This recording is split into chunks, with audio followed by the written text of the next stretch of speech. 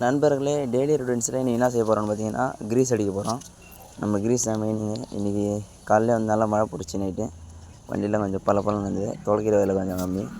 அதனால் வந்து பார்த்திங்கன்னா காலையில் எழுஞ்சி வண்டியை சாவி போட்டு ஃப்ரண்ட் பைக்கிட்ட வந்து கிரீஸ் அடித்து ஒரு வாரம் ஆகுது. எப்படின்னா எல்லா பின்னுக்கும். அதனால் வந்து பார்த்திங்கன்னா இன்றைக்கி வண்டி ஸ்டார்ட் பண்ணி ஃபுல்லாக அடிக்க போகிறேன்.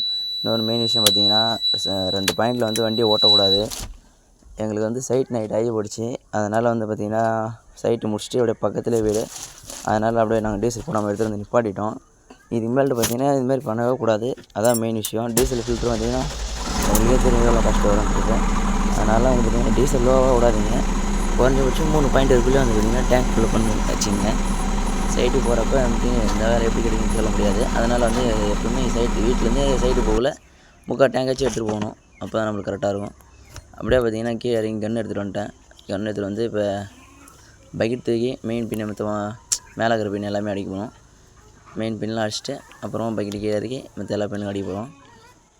மறக்காமல் நம்ம சேனலை சப்ஸ்கிரைப் பண்ணி வச்சுங்க. டெய்லி வீடியோவுக்கு பெல் பட்டன் ஆளில் போட்டுங்க. அப்போ தான் நம்ம போகிற வீடியோ உடனுக்குடன் நோட்டிஃபிகேஷன் வரும். பார்த்திங்கன்னா மேலே அந்த கிரீஸ் அடிச்சாச்சு. வீடியோ பிடிக்க யாரும் இல்லை, நம்மளே தான் பிடிச்சி நம்மளே கிரீஸ் அடிக்கிறோம். அதனால் பார்த்திங்கன்னா கிரீஸ் அடிக்கிறத வீடியோ பிடிக்க முடியல. ஃப்ரண்ட்டில் ஃபுல்லாக அடிச்சிட்டேன். இப்போ பார்த்திங்கன்னா மெயினாக வந்து பார்த்திங்கன்னா ஆக்சிலு எல்லாத்தையுமே வீல் தான் டெய்லி அடிக்கணும். அதுவும் இல்லாமல் அந்த பக்கெட்டில் இங்கே இருக்கிற ஒரு 4 பின்னு மட்டும் டெய்லி அடிக்கிற மாதிரி வரும்.